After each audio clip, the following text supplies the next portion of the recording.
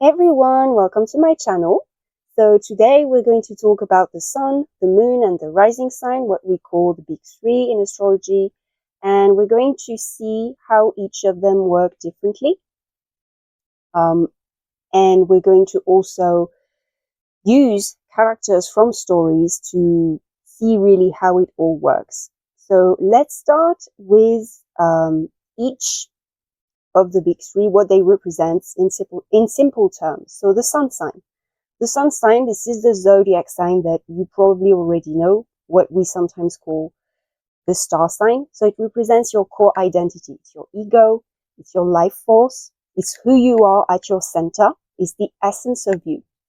You can think of your sun sign as the main character in your story. You know, if we're going a bit creative here, even if you want to create a character, characters that are well-rounded, I think it's very good tool to use the sun, the moon, and the rising as different layers of your character, and even to understand yourself and others as well. But yeah, the sun is the main character. It's your driving force. It's what you're here to express. And it's also very much so the role that you have to play. It's your life mission. So it's really what you're going to have to do in this lifetime. You know, the sun is something that usually we tend to learn as we go along in life. You know, we have to perfect it, and to really find our place in the world. We really have to explore the energy of our sun sign, really to really find our place and find a place where we can shine, where we can express ourselves, and also, you know, where we feel respected. So that's why it's also linked with our job as well, or our occupation. It's a very active part of ourselves. It's a conscious part of ourselves. It's something we're very much aware of, more or less, depending on how the sun is in your chart. You know, if it's well aspected or not. We'll talk about that in different videos. But here we're keeping it very simple. It's what you do during the day. Now, in contrast to that, the moon sign is kind of what you do when you come back home during the night, in a way, right? The moon sign represents your inner world. So while the sun, you know, if we're comparing it to characters in stories, while the sun would be the type of person that you are, what you do, your mission as a hero, the moon is the inner arc. You know how characters have character arcs? Well, that's the moon sign. And you know also how sometimes we call stories either plot driven or character driven. Well, the plot would be more so the sun, in my opinion, kind of, in the sense that, yeah, it's what you have to do. It's very straightforward and simple. But the moon is what you need to fulfill inside. So it's more character driven, right? So yeah, it represents the night, so to speak, right? The moon is the night. So it's something that's more hidden, something that's more internal, more feminine. It's what you need to feel secure and comforted.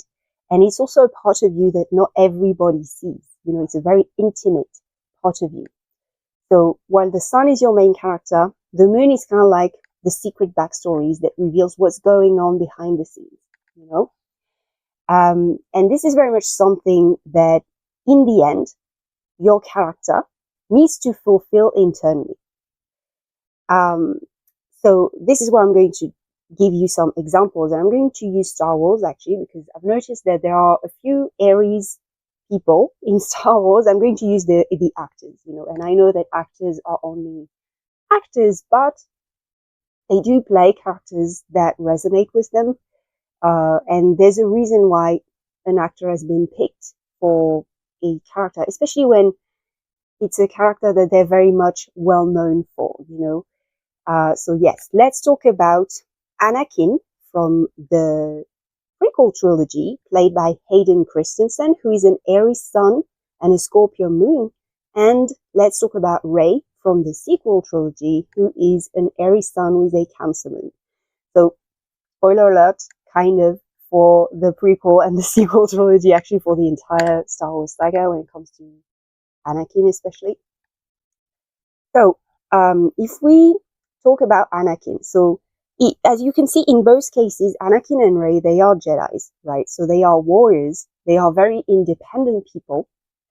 They grew up in very difficult conditions. and it has made them very tough. So this is very Aries. You know, Aries is ruled by Mars. Mars is the god of war. It's a planet that is very strong, very masculine. So yeah, it's the fighter, it's the warrior. And literally, we have warriors. They fight with lightsabers. But even Rey, especially Rey as the first female Jedi that we really get to know on a more personal level in the movies I'm talking about.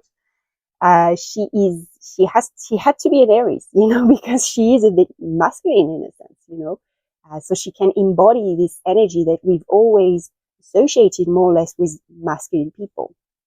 So anyway, they're both Aries. So as you can see, it very much describes who they are, what you see, you know, warriors fighting with a lightsaber, survivors, very independent. They do what they want, a bit impulsive, but their inner journey, what goes on internally, and ultimately what really their character is really about, this is their moon sign.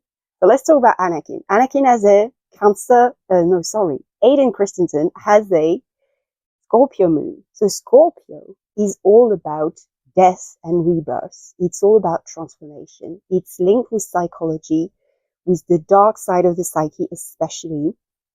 And usually it's a sign that has a hard time letting go. You know, it tends to experience trauma. So Anakin has been separated from his mother at a very young age, and he cannot let go of that. And he's very much afraid. And Scorpio, again, it's ruled by Pluto, the god of the underworld. So it's all about these subconscious fears, you know. And he's very much afraid that he's going to lose his wife the same way that he lost his mother. So that drives all of his actions. This is literally what makes him turn to the dark side, right? And you cannot be more Scorpio than this, turning to the dark side. Scorpio is very dark in essence. And also Scorpio is about very deep, intense relationships, intimacy. And, you know, Anakin is supposed to be a priest, you know, he's supposed to be some kind of warrior priest. He's supposed to remain celibate, but he has this secret relationship, marriage even, to the woman that he loves, you know, and he's very much invested in it. So that is very Scorpio.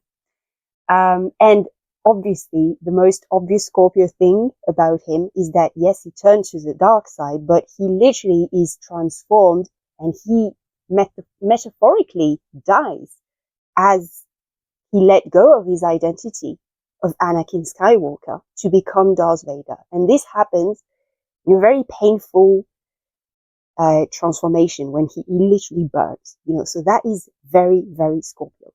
And even though he's not played by Hayden Christensen, when this happened, Darth Vader eventually, you know, is able to redeem himself. So that's the complete Scorpio arc, right?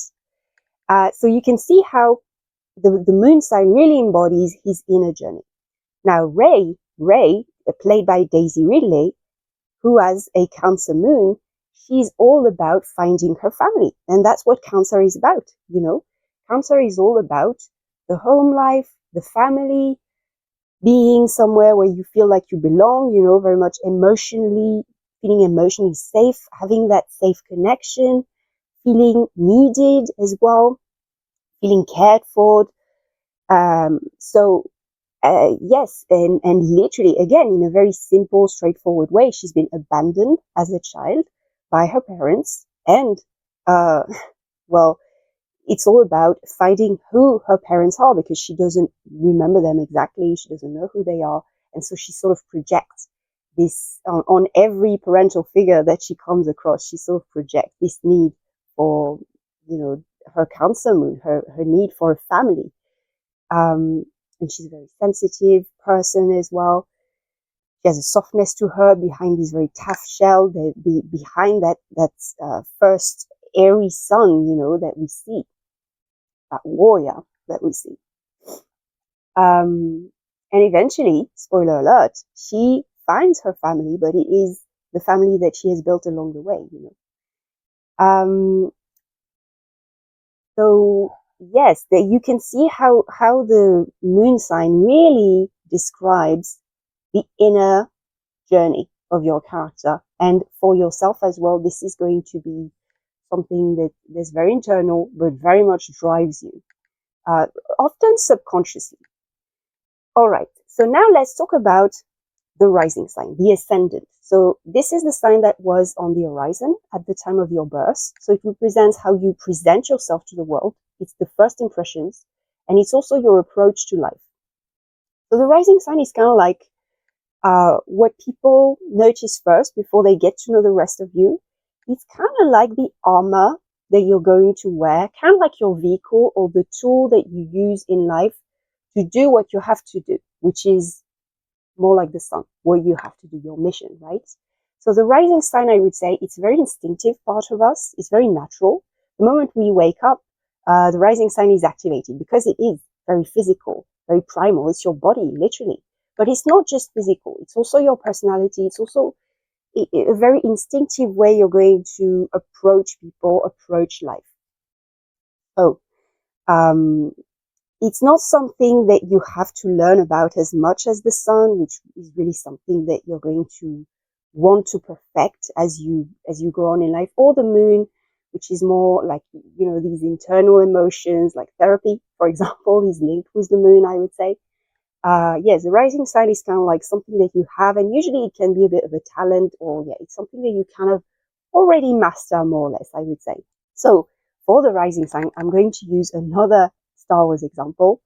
I'm going to use Ewan McGregor. So Ewan McGregor, we have his time of birth because you need the exact time of birth in order to know somebody's rising sign or ascendant, right? It's the same thing.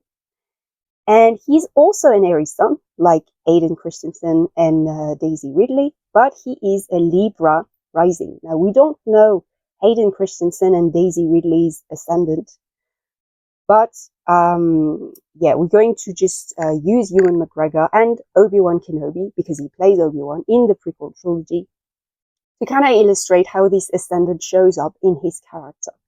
So yes, once again, we have another Jedi, you know, another warrior, Aries sun, but he has a Libra ascendant. So what is Libra? Libra is all about diplomacy, balance, harmony, having a certain charm, having a power of persuasion. It's kind of linked with communication as well, and yet peace as well. And Obi-Wan is literally called, I think by General Grievous, he's called the negotiator.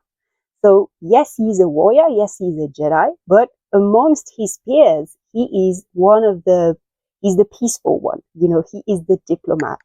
So that is typical Libra ascendant. And this is a tool that he uses.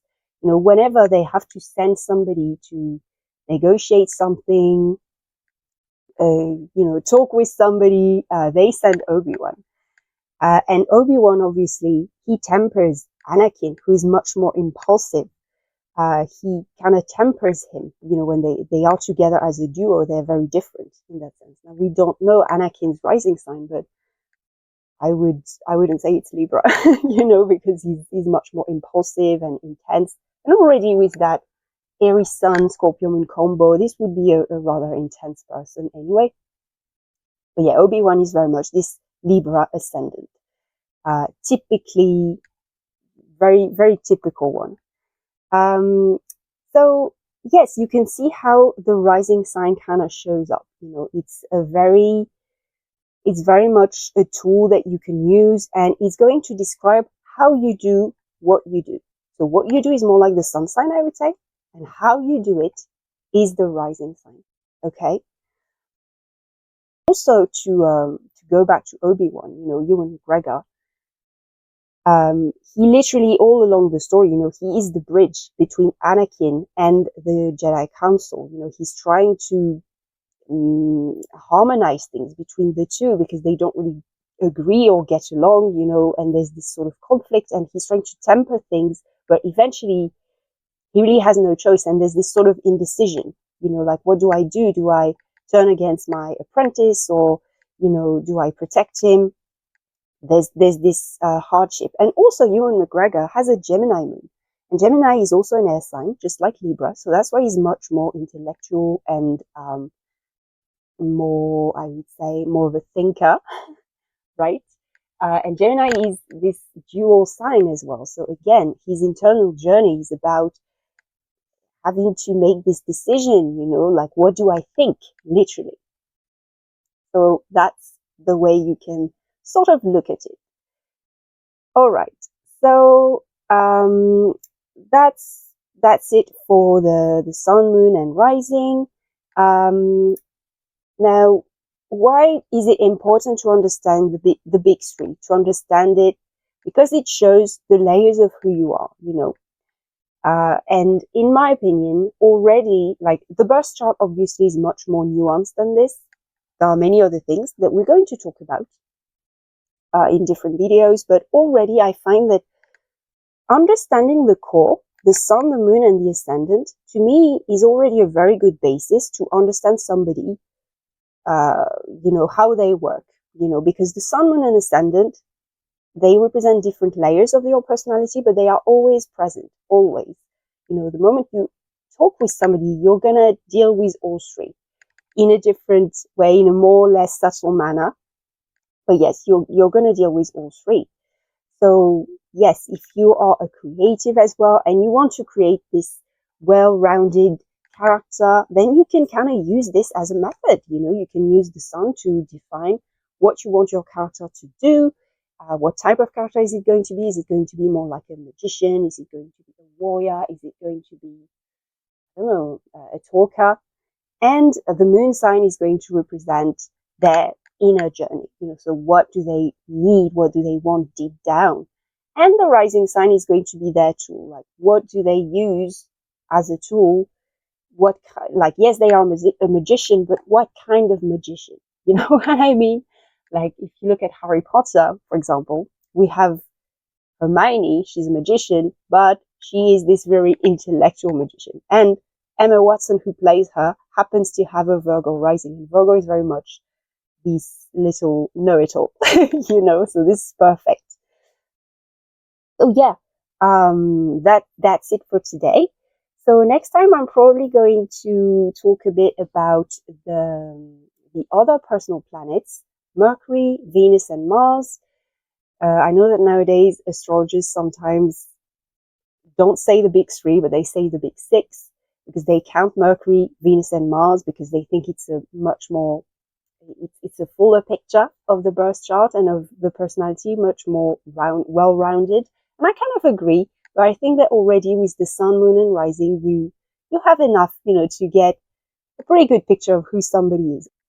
But yeah, I'll talk about the houses and all that later on. Also, something that I'm really going to talk about is compatibility. This is one of my favorite topics, so I will talk about that.